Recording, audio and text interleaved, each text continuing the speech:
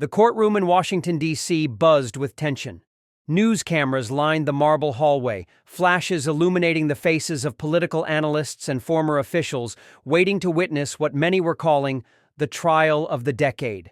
At the heart of it all sat Pam Bondi, poised, silent, and glaring straight ahead, her pearl earrings catching the courtroom light like tiny flares of defiance. On the bench, Judge Merrick Garland adjusted his glasses with deliberate calm, but his eyes burned with something colder. This wasn't just another case, it was personal. The Justice Department, under his leadership, had accused Bondi of obstruction of justice for allegedly interfering in an investigation tied to a classified leak. Many called it political payback.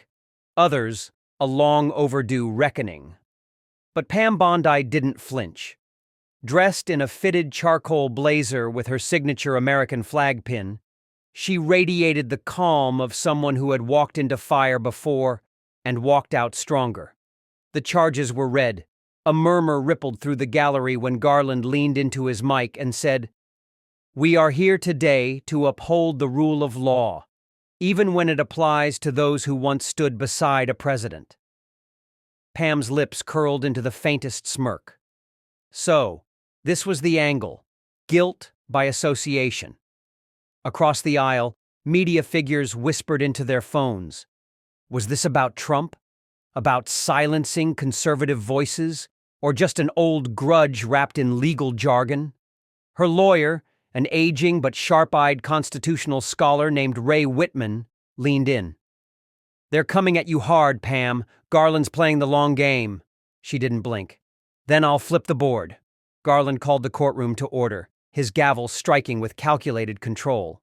"This case," he began, "is about the integrity of our institutions."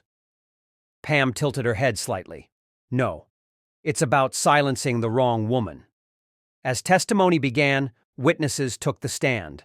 A junior intelligence analyst claimed Pam had pressured him to delay a subpoena. Emails were read aloud. The language sounded stern, but not criminal. By lunchtime, the media was already spinning. Pam Bondi. Patriot or puppet? Back in her seat, Pam folded her hands tightly, her fingers pressed into her palm. She could feel the pressure building, but inside her a quiet storm was forming. Judge Garland narrowed his eyes. "Miss Bondi, you will speak for yourself tomorrow." She nodded once. "And when I do, you'll wish you never called this trial." The next morning, the courtroom was packed to the walls, every seat taken, every hallway buzzing. News vans surrounded the building like vultures circling something that hadn't died yet. Inside, Judge Merrick Garland adjusted his robe and tapped the gavel twice, his voice cool and clear. "Miss Bondi, the floor is yours." Pam Bondi stood. The moment her heels echoed across the courtroom floor, a silence fell. Even the click of a camera shutter seemed loud. Dressed now in a navy suit, classic, deliberate, and wearing a silver cross necklace that peaked just below her collar, Pam didn't glance at the gallery or the cameras. She looked only at Garland. "Your Honor," she began, "I've been accused not just of obstruction, but of disloyalty. Let me be perfectly clear. I have served this country with integrity, under the law, and in full transparency." Garland raised a brow. "Your statement, Miss Bondi, should pertain to the charge." "It does," she interrupted, voice steady but edged with fire, "because this charge isn't just about an email or a conversation. It's about a narrative, one that you, Judge Garland, have helped craft." Gasps. Even Garland's jaw tensed. From the gallery, someone whispered, "She's turning the tables." Pam continued, her hands steady on the podium. "You say this is about protecting institutions, but I say it's about weaponizing them, about punishing someone for the people she defended, not the laws she broke, because I didn't break any." Her lawyer, Ray Whitman, sat quietly, smiling just slightly. He hadn't told her what to say. He knew better. He'd simply said, "Be precise, be powerful, be Pam." She pulled out a printed email. "This," she said, holding it up, "is the communication in question, and I invite the court to read it closely. No threats, no coercion, just questions. The kind any former AG would ask when national security is on the line. Garland's eyes narrowed. "We'll assess the context."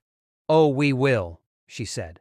"Especially the part where the supposed victim of my pressure sent me this thank you message the next day." She turned to the projector. "Show it." The screen lit up. A short email. "Thanks again, Pam. Your insight helped us avoid a mistake." The gallery erupted. Garland pounded his gavel. "Order!" But it was too late. The momentum had shifted. Pam turned back to the judge. "You wanted me quiet. You wanted me small. But you gave me a microphone and a courtroom, and now we're going to have a real conversation. Not just about me, but about why this trial even exists." Judge Garland's face went rigid. Pam sat down slowly, her expression unreadable. She'd just planted the first stake in a much bigger war. As the lunch recess began, reporters scrambled outside to broadcast the unexpected turn of events. Pam Bondi's name trended within minutes, not as a defendant, but as a challenger.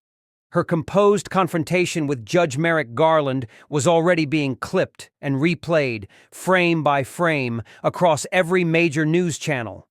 Inside the courtroom, Garland remained stoic, but his aides were clearly rattled. One leaned toward him with a whisper. "We didn't expect that email to surface." He didn't respond. He simply stared at the bench in front of him, fingers pressed together, as if re-evaluating his entire strategy. Meanwhile, Pam sat with Ray in the consultation room, sipping black coffee. Her hands no longer trembled, and the stiffness in her jaw had softened, but her resolve had only sharpened. "They underestimated you," Ray said plainly. Pam's eyes didn't move from the table. "They always do." Outside the door, a junior clerk approached. "Ms. Bondi, CNN and Fox are both requesting a comment before the next session begins." She shook her head. "Not yet. Let them guess what comes next." Back in the courtroom, Garland returned with a new tone, measured but defensive. "This court must remain focused on the facts," he said, "not theatrics." Pam smiled faintly at the word. That's what people say when they realize they've lost the room. When the hearing resumed, the prosecution brought in a cybersecurity expert who claimed Bondi had encouraged informal access to sensitive files. But as the testimony unfolded, it became clear. His statements were filled with assumptions, not evidence. Pam's cross-examination was swift and surgical. "Did I ever direct you to release classified information?" she asked. "No, ma'am," the expert replied. "Did I ever instruct you to withhold anything from the Justice Department?" "No." "Then what exactly are we talking about today?" she asked, glancing toward the judge. The witness shifted. "It was the tone of your message. It felt politically charged." Pam nodded. "And feelings now decide guilt?" Garland's gavel cracked like thunder. "Ms. Bondi, you will not interrogate the court." She met his eyes. "No, Your Honor, but I will defend myself from a prosecution built on vibes and vendettas." The audience murmured again. Another tremor in the balance of power. Outside, headlines had already shifted. Pam Bondi turns trial into political reckoning. She didn't just answer the charges. She flipped them into questions too dangerous for her accusers to fully answer. Garland exhaled slowly, sensing the shift. His plan had been to corner her in procedure. But Pam was now writing the narrative. And worse, people were listening. This wasn't going to be a simple conviction. It was becoming something else entirely. As court adjourned for the day, the mood outside was no longer that of a trial. It felt like the eve of a reckoning. Commentators on TV were torn. Some labeled Bondi a reckless disruptor. Others saw her as a woman courageously standing alone against an overreaching institution. But inside the Justice Department, one name was suddenly on everyone's lips: Pamela Bondi. Back at her hotel, Pam stood alone in front of the window overlooking downtown D.C. Night had fallen, but her mind was alive. She replayed every word she'd said, every shift in Garland's posture, and every whisper in the courtroom gallery. She knew one thing with certainty. He was shaken. Her phone buzzed. Unknown number. She almost ignored it, until she saw the message. "I have information." about why this is really happening. Meet me, tomorrow, 6 a.m., Lincoln Memorial. Ray was instantly wary. Could be a trap. Pam, ever the prosecutor, studied the message. Or the first real crack in their wall. The next morning, the sky was still dark when she approached the Lincoln Memorial. Her coat wrapped tight, her cross pendant resting just below her collarbone, Pam spotted a man in a gray trench coat standing at the top of the stairs. He didn't turn until she reached him. "I can't stay long," he said. "But you're not crazy. This isn't about protocol. It's about silencing you before election season." Pam didn't blink. "Who's behind it?" "The memo you sent," he said quietly. It didn't just ruffle feathers. It blocked a back-channel Garland had with a political donor, someone funneling millions into policy influence. Your questions threaten to expose that pipeline. Pam's jaw clenched. "And they dressed it up as obstruction." He nodded. "They're counting on you folding. But if you press the court for the communications between Garland's office and the donor, it could break the whole thing open." He handed her a flash drive. "Start here, and be careful." By the time Pam walked down the steps, the sun was rising. Her breath visible in the cold air, her mind racing faster than ever. This wasn't just about her defense anymore. It was about the system. Back at the courthouse, she handed the flash drive to Ray. "You trust this?" he asked. "I trust the fear I saw in his eyes," she said. "Whatever's on that drive, Garland doesn't want it out." The balance had shifted again. Now Pam had leverage, and this time the judge wasn't the only one under scrutiny. Courtroom 6B was packed tighter than ever.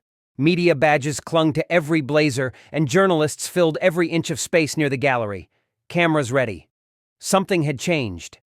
Everyone could feel it. This was no longer just a trial. This was a battle for narrative control. And today, Pam Bondi had come with ammunition. As the hearing resumed, Judge Merrick Garland entered with a cooler expression than before. But behind his calm demeanor, his eyes betrayed calculation. He knew something was coming. He just didn't know what. Pam stood slowly when her turn came. Her hands steady, voice calm. "Your Honor," she began, "the defense is submitting new evidence, pertinent communication logs and financial traces between your chambers and an outside donor, one who stood to gain from my removal." The room dropped into pin-drop silence. Ray approached the clerk, handing over the flash drive. Garland's voice cracked just slightly. "Ms. Bondi, this is highly irregular. You cannot—" "I'm not accusing," Pam cut in. "I'm simply asking the court to hold itself to the same standards it demands of me. If I'm to be tried for obstruction, then every actor in this process deserves transparency." Gasps echoed from the gallery. One reporter in the back mouthed, "She flipped it again." Garland reached for his gavel but hesitated. The moment lingered. Everyone was watching him now, not her. Pam didn't move. "This court demands justice. Let's ensure it lives up to that word, for both sides." Garland cleared his throat. "Court will recess while the motion is reviewed." Outside, the crowd had already turned feverish. Live streams buzzed with headlines. "Pam Bondi challenges Garland directly. Files reveal hidden donor ties." Is the trial about her or him? Power shift in real time.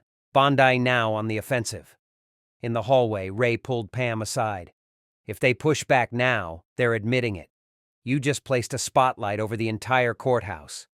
Pam nodded. "They wanted to play this politically. They forgot I've seen how the game is rigged." She wasn't just defending herself anymore. She was setting traps of her own. By evening, the drive had been analyzed. It wasn't bombshell-level proof, but it was enough. Emails showing donors requesting pressure on Bondi's investigations. Mentions of Garland. References to her being an obstacle. When the court reconvened, Garland spoke with a voice that barely masked tension. "Due to the questions raised by the defense, and in the interest of public confidence, I am recusing myself from this case, effective immediately." Stunned murmurs filled the room. Pam remained still, her eyes on him. No smile, No satisfaction. Just quiet resolve. This wasn't revenge. This was justice. Finally fighting back. The courthouse buzzed like a shaken hive. After Judge Garland's shocking recusal, everyone, from the press to the legal aides, was scrambling to make sense of the unraveling narrative. For Pam Bondi, the power vacuum wasn't just symbolic. It was the moment the courtroom transformed from a weapon against her into a stage for the truth. A new judge was assigned, Judge Emily Raines, known for her strict adherence to the law and disdain for political theatrics. She walked into the room with quiet intensity, scanning the gallery with the sharp gaze of someone who knew the walls had ears. Pam rose, calm but energized. "Your Honor," she said, "before we proceed, the defense requests that the previous judicial communications be added to the public record." There was no hesitation from Judge Raines. "Granted. Transparency must be restored if this trial is to continue with legitimacy." From the back row, a few reporters looked stunned. In mere days, Bondi had flipped the courtroom from being her trap to her battleground, and now to her instrument of exposure. The prosecution, now flustered without Garland's quiet guidance, stumbled through their case, but Pam remained laser-focused. She didn't interrupt, she didn't grandstand. She simply waited until it was her turn. When it came, her cross-examination of the lead investigator was surgical. "You claimed my delay in releasing records was obstruction," she said. "Yet here's a timestamp from the DOJ's own server logs, showing the files were received 3 minutes before the deadline." The investigator stuttered. I wasn't made aware of that timestamp." "You weren't?" Pam leaned forward. "Or were you instructed not to mention it?" A murmur ran through the room. The judge held up her hand. "Let the witness answer." The investigator swallowed hard. "I was told not to bring it up unless challenged directly." Pam turned to the jury. "Ladies and gentlemen, this isn't a trial about obstruction. It's a campaign to destroy reputations, and someone forgot to check their facts." A low ripple of agreement echoed across the gallery. Ray, seated behind her, leaned in with a proud smirk. "You're tearing it down brick by brick." Outside, social media had caught fire. Pam fights back. Garland, gone. Justice for Pam. Conservative pundits hailed her as a woman who stared power in the face and didn't blink. Even moderates were taking notice, but Pam wasn't celebrating yet. That evening, she stood alone on the courthouse steps as the sun dipped below the D.C. skyline. She whispered to herself, "I didn't come here to win. I came here to reveal." And reveal she did. But the final act had yet to come. By the next morning, Pam Bondi's story was no longer just a courtroom curiosity. It was national. Major news networks couldn't ignore the public's outrage over Garland's recusal and the bombshell cross-examination that unraveled the prosecution's credibility. But what stunned everyone even more was what Pam did next. At precisely 10 a.m., Pam stepped in front of a podium just outside the courthouse. The crowd was dense. Reporters shouted questions, but she didn't flinch. She took out a printed letter, one she'd written overnight. Her voice, firm and measured, carried through the courtyard. "This trial was never about obstruction," she said. "It was about silencing someone who asked the wrong questions at the wrong time. Questions about how power is wielded and who it serves." She held up the court transcript, showing the DOJ witness admitting to withholding key evidence. "This is what they didn't want you to hear. They wanted to destroy my credibility in the shadows, so I brought their shadows into the light." A murmur swept across the crowd. Cameras zoomed in. News alerts lit up phones nationwide. She continued, "Judge Garland's recusal wasn't a fluke. It was necessary. Because a courtroom led by bias isn't justice. It's theater.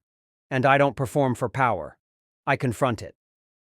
Inside the courthouse, Judge Raines watched the press conference from her chambers, her face unreadable.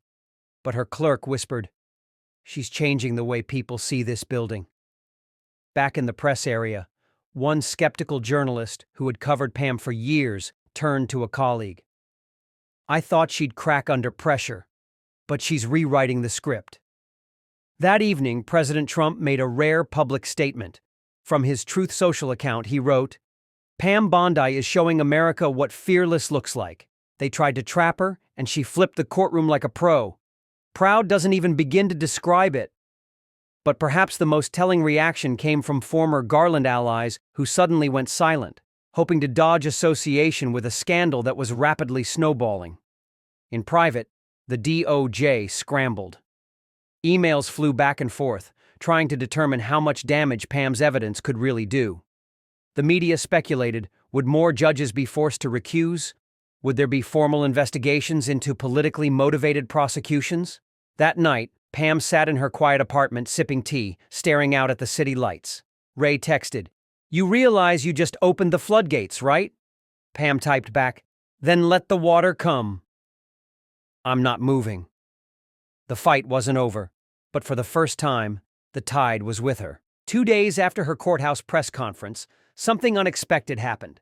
A brown envelope arrived at Pam Bondi's office, unmarked, no return address. Inside, it wasn't a threat or a warning. It was evidence. A copy of an internal DOJ memo, top secret, time-stamped, signed, and at the bottom, a sentence underlined in red. Ensure Bondi is neutralized before election cycle. Legal angle preferred. Pam froze. She scanned it again, her eyes narrowing. The wording wasn't vague. It wasn't bureaucratic. It was a direct order. And suddenly, everything made sense. The charges, the rush to trial, Garland's intensity. It wasn't about justice. It was about silencing her before she could say something too inconvenient. She picked up the phone and called Ray. "Get the digital forensics team. We're going public." Within hours, her team verified the authenticity. It matched internal formats and carried trace metadata from DOJ servers. It was real. The next morning, Pam walked into a packed press room and calmly placed the memo on the podium. "They told you this was about obstruction," she said, holding up the paper. "But this proves it was about politics." Flashbulbs popped like wildfire. Reporters scrambled to copy every line. The memo was already trending before she even finished speaking. On social media, the reactions were explosive. Pam Bondi just detonated a bombshell in D.C. DOJ corruption confirmed? Ein Silence Pam memo hits 1 million tweets in under 3 hours. Even liberal pundits had to react. One analyst on MSNBC admitted, "This memo, if real, changes everything." But for Pam, it wasn't about the reactions. It was about the vindication. She turned to the crowd and said, "You don't have to like me. You don't even have to believe in what I stand for. But every American should be terrified that a government would draft a plan like this against one of its own citizens." There was silence. Then a single clap. Then another. Until the entire press gallery rose to its feet. Pam didn't smile. She simply stepped down from the podium and walked out, memo in hand like a soldier who had just won the first battle, but knew the war had only begun. The DOJ scrambled. Within hours of the memo leak, spokespersons denied its validity. They called it a fabricated document, a smear tactic, even suggesting Pam had doctored it herself. But the damage was done. By the end of the day, multiple whistleblowers stepped forward. One of them, a former DOJ staffer named Mark L., appeared anonymously on national television, voice altered and face blurred. "I saw that memo," he said. "I didn't write it, but I watched it circulate. And I watched careers get threatened when people questioned it." The network froze in stunned silence. Pam Bondi, meanwhile, stayed calm. She wasn't surprised. She knew once the truth cracked open, others would rush through the breach. That's how corruption collapses. Not all at once, but from pressure building beneath. The next morning, she was invited to testify at a special congressional hearing. Live. Prime time. The country tuned in. She walked into the chamber in a tailored navy suit, the same small silver cross around her neck, and placed the DOJ memo before the committee chair. Her voice didn't shake. "I was targeted for political reasons. You have the memo. You have the timeline. You have the motive. If this can happen to me, a former state attorney general, it can happen to anyone." Senators on both sides of the aisle leaned in, stunned. Even those who once dismissed her couldn't ignore the facts anymore. An independent journalist tweeted, "This isn't partisan anymore. Pam Bondi is becoming the face of accountability." Meanwhile, outside the Capitol, a crowd had gathered with signs that read, "Justice for all," and "Truth has no party."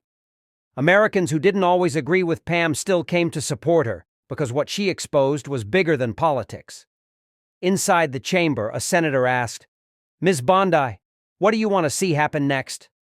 She looked him straight in the eye and replied, "I want investigations. I want resignations. And I want a system that doesn't fear people like me, but fears betraying the people it's meant to serve." Applause erupted, even from staff in the back rows. The room had turned. She walked out into the sunlight, where a reporter asked, "Are you scared of what comes next?" Pam turned slightly and said, "Not anymore. Now they're the ones who should be scared." 2 weeks after her congressional testimony, the country was still on edge.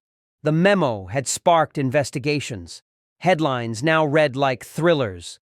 DOJ under fire. Bondi's memo sparks federal review. Who ordered the silencing? But Pam Bondi wasn't done. She returned to the very courthouse where Merrick Garland had tried to corner her. This time, it wasn't to defend herself, but to testify as a witness in a judicial ethics hearing launched against him. The media lined the steps. Inside, the courtroom was tense. Garland sat at the defense table, jaw clenched, eyes hollow. He had once held the power of prosecution. Now, he was the one under a spotlight. When Pam took the stand, she didn't raise her voice. She didn't perform. She simply told the truth. They said there was no plan, no political pressure. But then came the memo. Then came the silence that followed. She paused and looked directly at Garland. "You once told me I'd be remembered for this trial. You were right. But not in the way you hoped." Gasps rippled across the room. The ethics committee asked her if she believed this was personal or political. Pam responded, "It started as political, but when I refused to back down, it became personal. For them. And that's why I had to keep going. Not just for me, but for anyone who's ever been told to shut up, sit down, or disappear." Outside the courthouse, supporters had gathered with signs. "Truth is loud. Pam stood up, so will we." By that evening, the Ethics Committee suspended Garland pending further investigation. And by morning, the Department of Justice released a statement. "No American citizen should ever be targeted based on political speech or affiliations. We will cooperate fully with the Ethics Board's review." It wasn't a full apology, but it was a crack in the armor. That night, Pam sat in a quiet studio for an interview. The host asked her, "Would you do it all again, knowing what you know now?" She nodded slowly. Every second of it. Because power without accountability is just tyranny dressed in a suit. The interview went viral. By the weekend, newspapers called it a political turning point. Commentators across networks admitted Pam Bondi didn't just defend herself, she changed the system. She'd started as the accused. She ended as the voice of resistance. And as she walked out of the spotlight, she left behind a message etched in the minds of millions. Even when the system is stacked against you, truth can still win. Pam Bondi walked into that courtroom alone. But when she walked out, she had the conscience of a nation behind her. They tried to silence her with power, threats, and politics. But what they underestimated was her conviction, rooted not in ambition, but in truth. She didn't just clear her name. She exposed a system that thought it was untouchable. She reminded the country that justice isn't reserved for the powerful. It's demanded by the people. In the end, Pam proved that you don't need to hold office to hold others accountable. All you need is the courage to speak and the will to never back down.